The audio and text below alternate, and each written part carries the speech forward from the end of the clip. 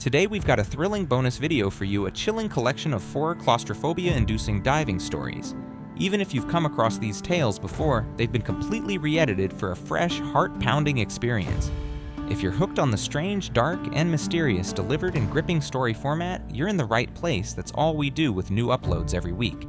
If that's your thing, do the like button a favor and offer to house sit while they're on vacation, then burn their house to the ground. Also hit subscribe and turn on all notifications so you never miss our weekly drops. Alright, let's plunge into today's stories. The Depths of Bushman's Hole. Bushman's Hole.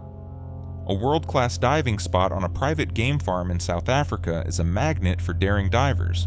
Spanning 11,000 acres, the farm hides a massive crater hundreds of feet wide. At its center lies a deceptively small basin of water.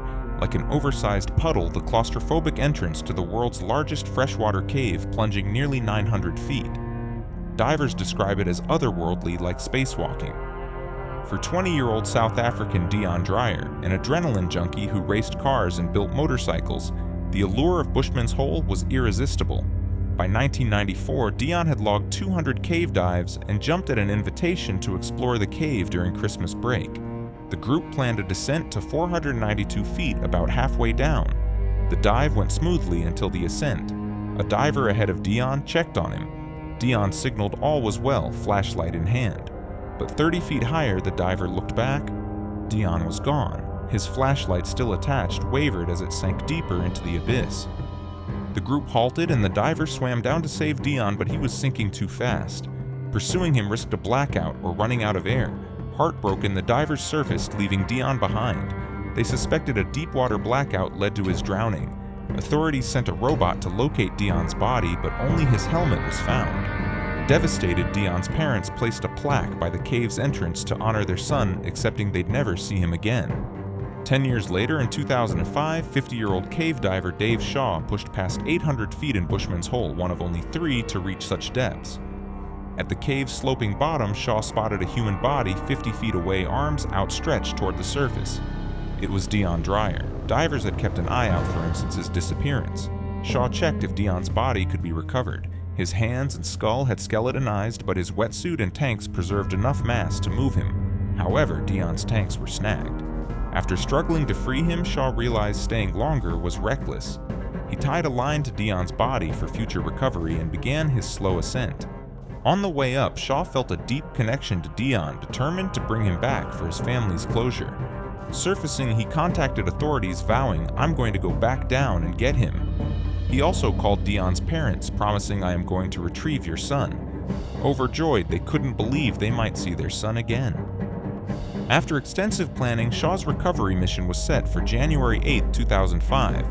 The 12-hour dive involved a relay Shaw would descend, first followed by divers positioned 100 feet apart. Shaw would bag Dion's body, pass it to the first diver who'd hand it to the next, and so on, until Dion reached the surface. At 6:13 a.m., Shaw entered the water with a helmet camera. Dion's parents arrived late at the water's edge to avoid pressuring him. Shaw reached the bottom faster than expected, found Dion, and began bagging him. 13 minutes in, the diver above watched for Shaw's movement. His flashlight was still. After minutes of no motion, the diver descended, spotting Shaw motionless. Hearing a fizzling sound, he realized a vital gauge had broken, forcing him to surface. Unable to ascend directly due to decompression stops, he wrote on a slate, "Dave's not coming back," passing it up the relay. When the message reached the surface, including Dion's parents, silence gripped the group for 30 seconds. Then Dion's parents broke down, devastated not only for their son, but feeling responsible for Shaw's death. By night's end, the other divers surfaced safely, but Shaw, like Dion, was deemed unrecoverable. The team left their equipment shattered by the loss. Later, as they retrieved gear singing Amazing Grace for Shaw, bubbles rose. Shaw and Dion's bodies surfaced freed when Shaw dislodged Dion before dying. Shaw's helmet camera, intact, captured his final moments. It showed Dion's body, previously stuck, now free-floating, breaking apart as Shaw struggled to control it. Mud and silt clouded the slanted cave floor, reducing visibility. Shaw tangled in lines linked to Dion, his breathing growing desperate, likely from narcosis. Confused, he fumbled with Dion's midsection, holding unused scissors. Turning to ascend, his breathing slowed, then stopped. Shaw was gone. 10 days later, Dion's parents, despite guilt over Shaw, were overjoyed to see their son's body at the morgue. Spotting his familiar jockey underwear, they felt a fleeting bond with him one last time. The pipeline tragedy. At 4:00 a.m. on February 25, 2022, 36-year-old father of 3 Christopher Budrum woke in his modest home in Point Pierre, Trinidad and Tobago. Quietly leaving his sleeping wife, he exercised, ate breakfast, and by 5:30 a.m. drove to work. A professional scuba diver for over a decade, Christopher worked for Perea, fuel and oil and gas company, 2 minutes from home, maintaining underwater pipelines. These U-shaped pipelines had vertical sections jutting from the water, connected by a 1,200-foot horizontal stretch 60 feet below the seabed. Ships dumped oil into the sea-end vertical section, which flowed to the shore end for processing. That day, Christopher and 4 colleagues, Kazim Ali Jr., Yusuf, Henry Vissel, Kurban, and Rishi Nagasar, were tasked with reactivating berth number 6 idle since 2018. Its shore-end vertical section was plugged with an inflatable cork and submerged under a habitat, a bucket-like structure creating a breathable air pocket for divers to work without gear. The team swam into the habitat, removed their gear, and prepared to deflate the plug by pulling a lever. When it jammed, Kazim surfaced for a wrench, returned, and handed it to a diver. As the lever freed a catastrophic vacuum delta, P sucked all air equipment and 5 divers into the pipe.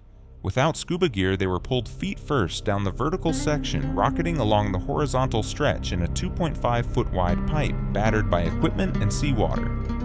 Miraculously, the divers stopped in a slightly elevated pipe section with a small air pocket. Gasping, they confirmed all 5 were alive, huddled together. A camera on one diver recorded their panicked voices in the pitch-black pipe. Christopher, closest to the shore end, led the group, linking feet to shoulders, inching backward with heels. Battered with broken bones, they moved urgently, fearing more water or suffocation. Reaching a flooded section, only Christopher and Fizzle behind him dared proceed on a breath hold. The others, Kazim, Yusuf, and Rishi, panicked, yelling, "Don't leave us!" But Christopher and Faisal pressed on, finding another air pocket. There, Christopher found 2 scuba tanks, passing one to Fizzle. Awkwardly holding the tanks overhead, they navigated longer flooded sections, unsure of remaining air. After hours, Fizzle faltered, yelling, "Stop, Christopher!" Hearing the others' distant screams urged calm, saying, "I'm going to keep going alone then. I'll get us help and be back for you." Ignoring Fizzle's pleas, Christopher pushed on, reaching the vertical section. Out of air, he found a dangling chain and clung to it, trapped below the habitat's air pocket. Rescue divers pulled Christopher out where Perea Fuel's emergency team and the Trinidad and Tobago Coast Guard were mobilizing. Traumatized, he shouted, "All 4 of my colleagues are still alive. I heard them banging in the pipes. You gotta save them." But authorities deemed it too dangerous to enter. Christopher tried diving back himself, but was stopped and hospitalized. For 2 days, the trapped divers' banging echoed, but no rescue came. On February 27th, the noises ceased. They'd suffocated, died from injuries, or drowned attempting a breath-hold escape. 3 bodies were recovered February 28th, the 4th on March 3rd. The Delta P tragedy could have been prevented with pressure equalization, but Perea Fuel's refusal to allow a rescue was widely blamed. Footage from Kazim's camera showing the divers calm before a sudden black cut as they were sucked in captured the horror. Fontein Cave.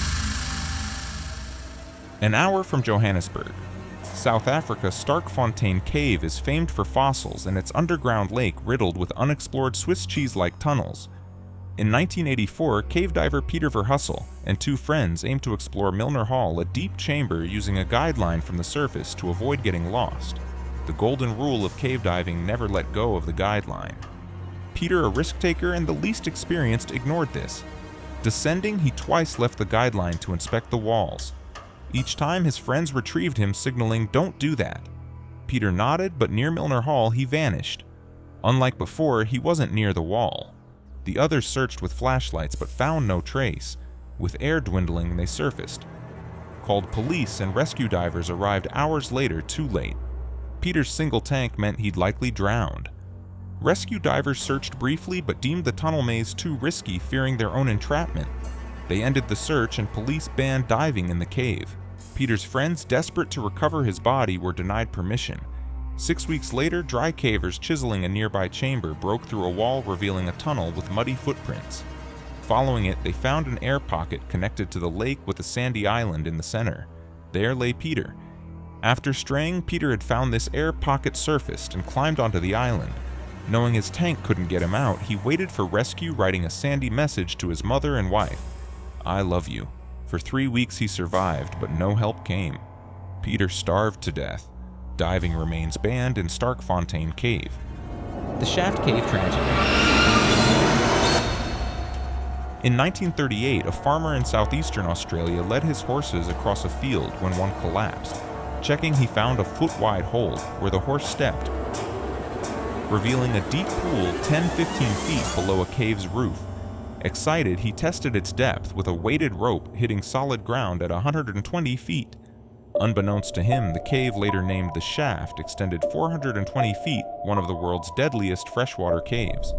The shaft's only entrance is an 18-foot narrow shaft to a vast underground lake. Divers must be lowered without gear, which follows separately. At 120 feet lies the rock pile, an underwater pyramid. From its base, 2 tunnels diverge, a western one dead-ending at 260 feet and a treacherous eastern tunnel dropping to 400 feet. The cave has 3 stages. Stage 1 surface to 120 feet is clear with a safety line to the rock pile. Stage 2, 120 to 260 feet west or 200 feet east, lacks a guideline with fading sunlight and limestone silt clouds from wall bumps. Divers use low nitrogen gas mixes to avoid narcosis, a drunken state causing fatal errors. Stage 3, 200 to 400 feet east, is pitch black, narrow, and silted with false domes, dead-end ceiling offshoots that trap panicked divers. In 1973, 8 divers experienced in open water, but not caves, got permission to dive, stages 1 and 2 aiming for the stage 3 drop-off ledge. Naively, they used regular air-risking narcosis. Descending to the rock pile, they photographed before entering the eastern tunnel. At the ledge, Glenn, 25, saw his siblings Stephen, 22, and Christine, 19, and others peering into stage 3's abyss. Checking his air, Glenn signaled it was time to leave. Suddenly, Christine and the others dove into stage 3 unannounced and unauthorized. Glenn chased them but hit a pitch-black silted tunnel. Assuming they'd return, he waited at the rock pile.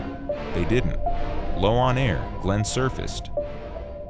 Larry Reynolds, 24. Among those who dove later said they only planned a brief stage 3 peek, but the tight, dark tunnel silted out. Turning back, Larry followed Christine's fins in the silt, but they vanished. He cleared the ledge expecting to see her, but no one was there. Returning through the silt, Larry spotted flashlights in a false dome. Christine and Roberts, 28, swam frantically trapped. Larry's flashlight died, plunging him into darkness. Panicking, he revived it, but he'd drifted. Looking deeper, he saw John, 20, swimming downward, likely narcotized. Unable to save him, Larry searched for the false dome, but low on air, fled to the surface. Only Glenn and 3 others awaited. Glenn panicked, asked, "Have you seen my brother and sister?" Larry shook his head. Glenn dove back with his last air, staring at the tunnel, but no one emerged. His siblings and friends were gone. Over 11 months, all 4 bodies were recovered. John far down the tunnel. Stephen near the entrance likely floated up, and Christine and Roberts embracing under the false dome, having abandoned escape as air ran out. The shaft was closed, later reopened with strict rules.